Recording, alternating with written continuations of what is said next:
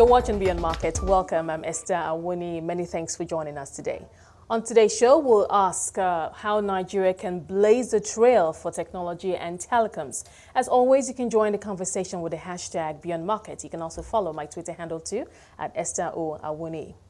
So how can Africa's most populous country blaze the trail for technology and telecoms, and how can policy drive this? To discuss this, my guests are Olusola Teniola. He's the president of the Association of Telecommunications Companies of Nigeria. Also with me today is Ade Atobatele, a technology entrepreneur. Guests, gentlemen, thank you so much for being here today. Thank you for having me. You guests.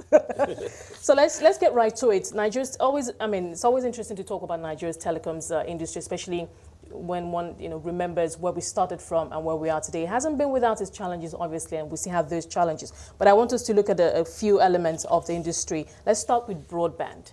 And what we're looking at today is how, from the perspective of policy, how policy has been instrumental in some of the gains or the wins, if you will, we've seen in the industry in the last decade or so. Let's talk about broadband. We had a broadband policy from 2013 to 2018 to achieve 30% target or penetration, if you will. And the NCC late last year, said we did achieve 30, in some quarters, 31%. But there's a dispute, or there's a little controversy in terms of how the NCC, the regulator, arrived at that number. I would like us to discuss that. Teniola, let me start with you. 31 or 30%, we did achieve it. I mean, if we're going to talk about policy, implementation, and actually success, it would appear that we have this in the bag. Yeah, it depends on how you slice and dice the numbers. NCC is using subscriptions, which they're allowed to do. They are also using our population, estimated at 190.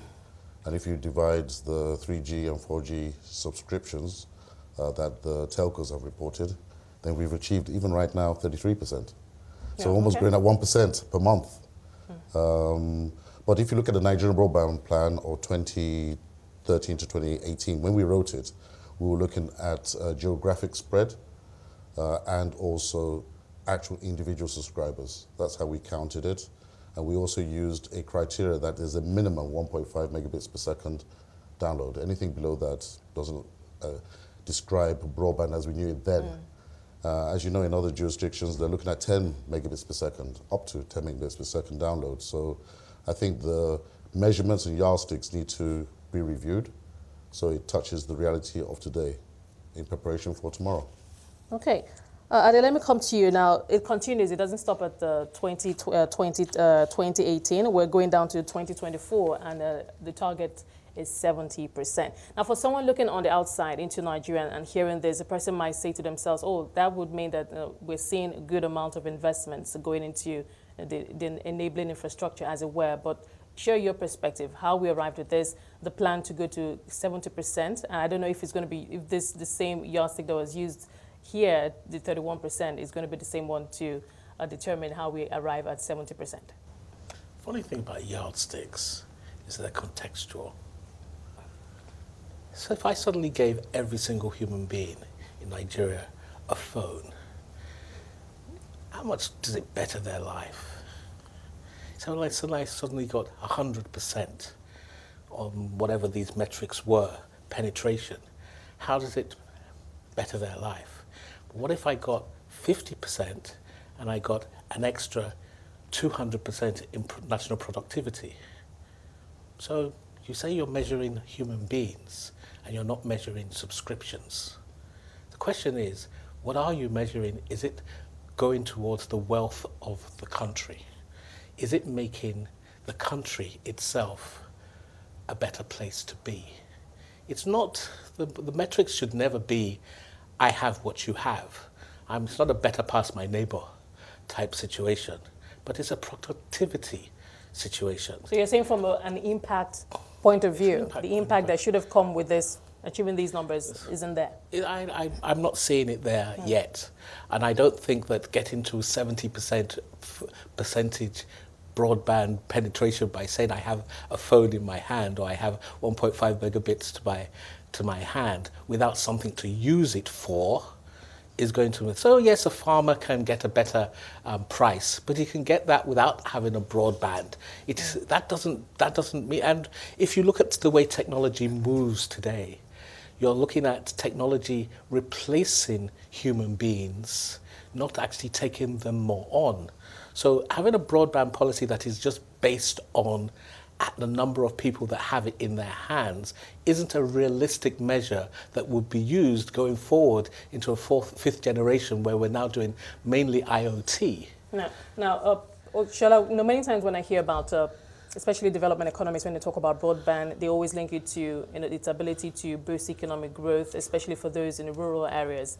I get a sense that Ade is saying that hasn't happened for us. But what should the picture have been? I mean, with this kind of progress that we made, and how should it have translated into boosting or making our economic growth better?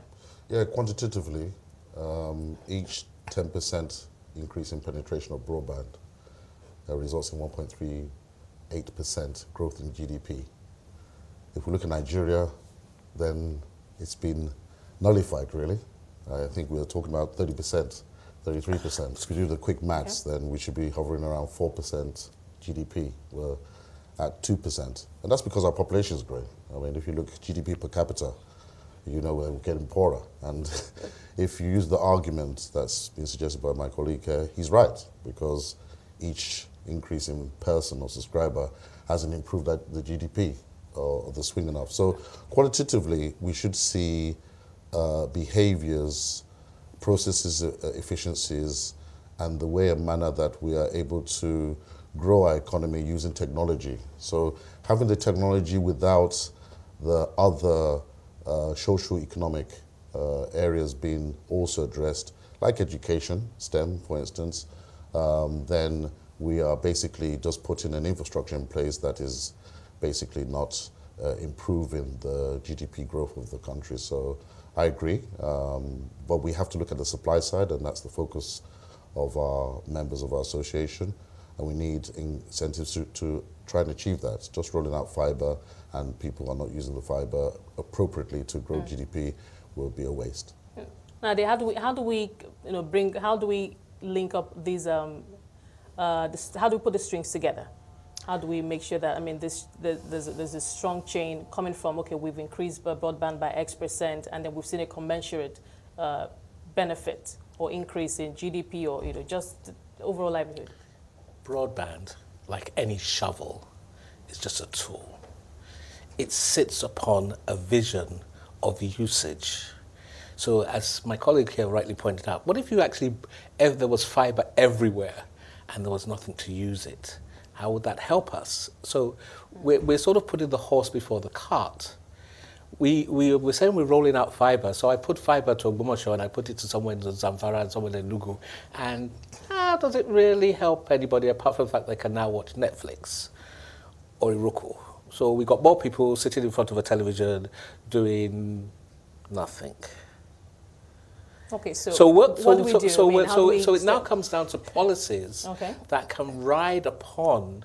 I'm constantly telling the presidency, Larry Oshibono, who is the ICT person, and various other things, that you need to get a concerted policy that allows infrastructure to be used by every part of government as a catalyst to the private sector coming in and making money. So the government acts as a catalyst, it puts the broadband down there, but there has to be content that is on that network that makes people's lives better and creates productivity. Can you paint a typical scenario of how that would work? Just something simple. Let's just put this in a picture. Schools. Okay. You've got broadband to every school. Have you got curriculum that can go on the broadband? No. Have you got teachers that can use the broadband? No. Are people educated to utilize it to the best of their the ability? Perhaps to the average Nigerian, when you say broadband, it means, I have internet access. It means that if I go online, I want to get access to some educational tools. I go onto the internet. There's broadband that enables my ability to search for education tools to help enhance my work or my teaching experience. The average Nigerian doesn't know anything about broadband. Yeah, exactly. You are talking about us. Yes, and we are not the average Nigerians. Thank you. That's incorrect narration. You take a stone from where we are sitting today and you throw it 20 miles. and you've landed in another country. Another country. People tend to think that urban areas represent the majority of Nigerians. Well, the majority of Nigerians are actually farmers. How could an urban area possibly represent the needs of what farmers have? Okay. Not possible. So okay, weigh in on this. I want to say, to add on, I think the Nigerian broadband policy identified the concerns he's raised, and it's the haves and have-nots. And we're trying to avoid the haves and have-nots, because right now, there's the haves in the cities, and yes, it's a consumption of entertainment and gossip and rumor on certain social platforms, and not used for the creative industry, to create wealth. And I've not seen that, and it's true, that's lacking, even in the urban areas. The have-nots, there's 192 market gaps who have not even held a device. We don't have a ubiquitous fixed line network. That died with Nitel. So the only means of bringing those in the rural areas is by getting them a mobile device. And he's right. If you have a mobile device that's cheap, it's a feature phone, not a smartphone.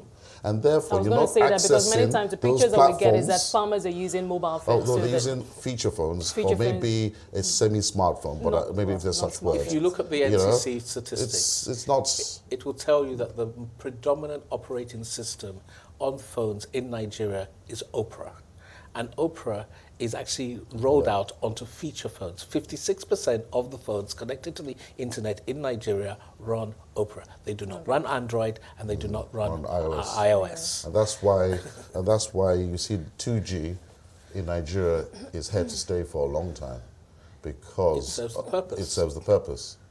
And what we need, and just to buttress what my colleague has said here, we lack a digital strategy. We lack any strategy. Well, I would think in the case of this discussion here, so we have operators who are looking out to maximize the return on investment. That's their fiduciary duty. And that's purely commercial focus. And it's right. I mean, that's what they came here for. Because we keep saying we have the largest population, youngest demographics, biggest market, fastest market, etc., etc., etc. So we've attracted all these people saying, yes, we can make a return on investment. We become the consumers, but the policy should be, what are we building the future of Nigeria to be, so that we now export digital currency on data, and that's what's missing. Okay. We need to take a break at this point. We'll come back and talk about what's missing and how, perhaps your association, there's an umbrella body, how you're trying to impact or influence policy as aware. I've been speaking to Olusola Teniola, President of the Association of Telecommunications Companies of Nigeria, and Ade Atobatele, a technology entrepreneur. If you're just joining us, Ade Atobatele, technology entrepreneur, and Olusola Teniola, President of the Association of Telecommunications Companies of Nigeria, are with me today, and we are discussing technology and telecoms in Nigeria. Thank you, gentlemen, for your time so far. So we're talking about how to ensure that we have all these linkages in such a way that, when we have broadband, when we increase broadband penetration, there's a commensurate increase of economic benefits, as it were. But then, Shola, let me ask you, your association, it could also serve as some kind of a pressure group. You're the players in industry. You talk to I want to believe that there's some kind of engagement with the minister. Isn't that a platform and opportunity to put these concerns forward, or these recommendations or suggestions to influence policy? Yes, there is, and we do talk to the regulator, NCC, NIDA, the minister himself. However, there is a reality in the structure of our governance. A minister that holds a portfolio has no true influence on another portfolio. And why do I say that? We're missing an agency called the NBC. NBC is the Nigerian broadcast agency that controls some very critical assets to do with the rollout of broadband. But they come under the Minister of Information. So unless we have a digital SAR introduced into the cabinet of President Buhari, then the sponsorship and the drive for a unified approach to a coherent policy drive moving forward will have to come from the president himself or the presidency, maybe the vice president. Okay. A suggestion. Suggestion. Because in reality, technology has converged, totally converged, and we are running converged technology in silos. So we have numerous activities, numerous voices, but there's no coherent, knitted together policy drive that takes everyone in the same direction. Okay. I'd say it in a slightly different way. Okay. Our government is run by politicians and not by technocrats. And every politician is looking for the next 4 years and getting in. And as a consequence, he's looking to make himself look good. He's not making to look his neighbor look good. He's not looking to make his party look good. He's looking to make himself look good. In that context, he builds a silo around himself to make himself look good. And until we have an overall... The original idea for special advisors of the presidency was to have oversight over ministerial actions on behalf of the presidency. That all seems to have floated away. So now a minister is a god unto himself in his silo, and he has no desire or incentive whatsoever to share with his fellow gods. Well, at the risk of this not turning into a political discussion, I think we should let's move on to other issues. But I do get your point, and I guess we can only hope that, policy engagement, that's usually an ongoing thing, and so one would hope that that there will continue to be our engagement. Let's move on to other issues within the telecom space. I wanted to talk about telcos and mobile payments. I know sometime last year, the central bank, the CBN, the Central Bank of Nigeria, did say that for those telcos who are interested in mobile money payments can put down a 5 billion deposit. Shall I bring us up to speed on what progress has been made so far? Yeah, we spoke on this a little while ago, and at that point there was a draft payment services bank regulation or a guideline. Since then, some of the members have shown interest and have created subsidiaries in line with the guideline and also ensure that the capitalization of the entity that they are using is to the tune of 5 billion naira. Okay. So they're still waiting approval from CBN, but it would appear that the interest to increase financial inclusion yeah, as opposed to exclusion is something that is exciting those members, because it will act as another form of revenue stream for their Speaking operations. About revenue, because I know that many telcos have argued that, look, launching into mobile money services is a critical pillar for long-term growth for the industry. Do you agree? Is it a very critical component now, especially since we've seen this shift to data? There's anecdotal evidence that some of our members who have operations not only in Nigeria and have begun mobile money operations have seen an increase in their subscriber numbers. They've also been able to cross-sell into their current subscriber base to increase the ARPU rates, because as you know, their ARPU rates are threatened by the OTT players. So they see this as another opportunity to ensure that they can capture market share and obviously make their customer base, if they do increase it to those that have never used the services, more sticky. Now, Ade, there's also been a conversation about how Nigeria, for one, has the economic benefits Nigeria has gotten from the presence of telcos in the country. I know that the NCC has made some comments in the past about how, the telcos have made so much money from the Nigerian market, what have they given back? And that has led to the conversation of, telcos listing by way of IPOs, initial public offerings on the Nigerian Stock Exchange. MTN has taken the first step, and it is hoped that more will follow. But what is your perspective on that conversation, the need for telcos to list on the market? There's a phenomenon that very few people talk about, and it's called indirect capital flight. What it means is that if I have a service that could be provided in place A, but instead I do it in place B, and that place is cross-border, I am doing capital flight to that place. The World Cup in South Africa was mainly sponsored by Nigerian recharge buyers. MTN was the major sponsor. It happened in South Africa, and we provided the profit. The reason to do IPOs and things like that is to allow the general public that is actually providing that profit to also benefit in that profit stream and keep the capital here rather than somewhere else. So, of course, I'm all for it. Having said that, you have to understand that every investor that comes from outside Nigeria has a reason to take his money somewhere back or not to bring it in the first place. So we run a balancing issue of not making it too stringent and also making sure that we are not just feeding other people. And when we say that MTN took the first step, that's not quite true. Okay. MTN was encouraged, quote unquote, to take the first step, and we're hoping that in a catalytic manner, other parties might see the benefit of doing that. Okay. Shola, let's quickly, because we have still a lot to cover. Let's talk about the fourth industrial revolution. Now, that is changing the way we work and live. And let's also remember that at the heart of this conversation is how Nigeria can blaze a trail in technology and telecoms. I mean, using some of the success stories that we've seen in the last over a decade or so to, launch or just be a formidable force on the global space. But when you think about the fourth industrial revolution and how we're engaging it, what comes to mind for you? What do you see playing out? Okay, Industry 4.0, and the way I've experienced it, I have the advantage of working for a very large European telco.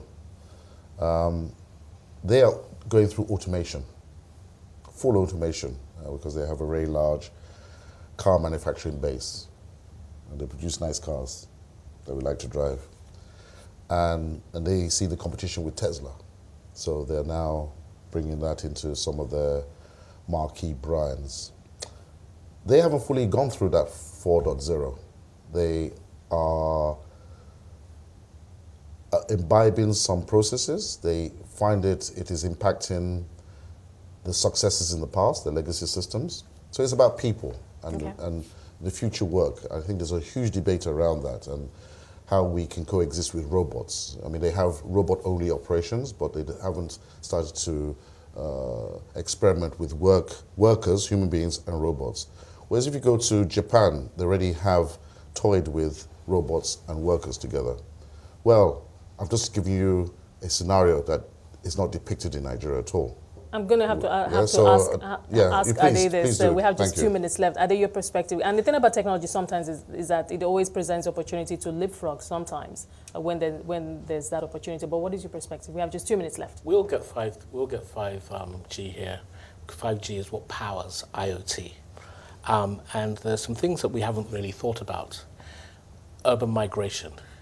If there's IoT here and there's not IoT in Shagamu, and there's a huge youth population, why would they want to sit in a rural area when they can do certain things in an urban area? We're going to, the fact that technology can be delivered in certain urban areas and people like to use technology as a competitive advantage means that it will come to Africa. It will come to places like Nigeria. And it is going to be socially dividing. Those are the sort of things that we're not even looking at. We have, in the next 10 years, 10, 20 years, we're going to have the largest youth population in the world. What are we going to be using them for? These people are going to be migrating to areas where there is ease of use of things because they can. There's nothing stopping them sitting in an area where there's only 2G when their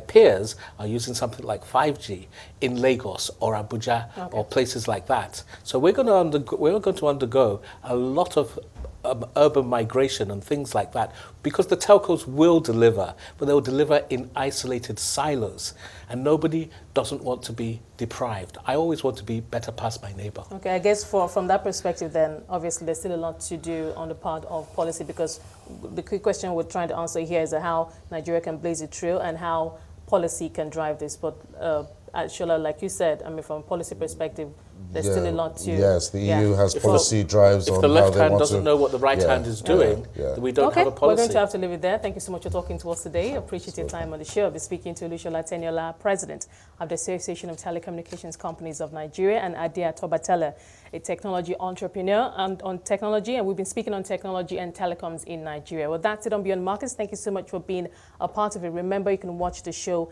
at 5 p.m. West African time daily and have access to all previous episodes of Beyond Markets on our website at cnbcafrica.com. Thank you so much for being a part of it. Bye for now.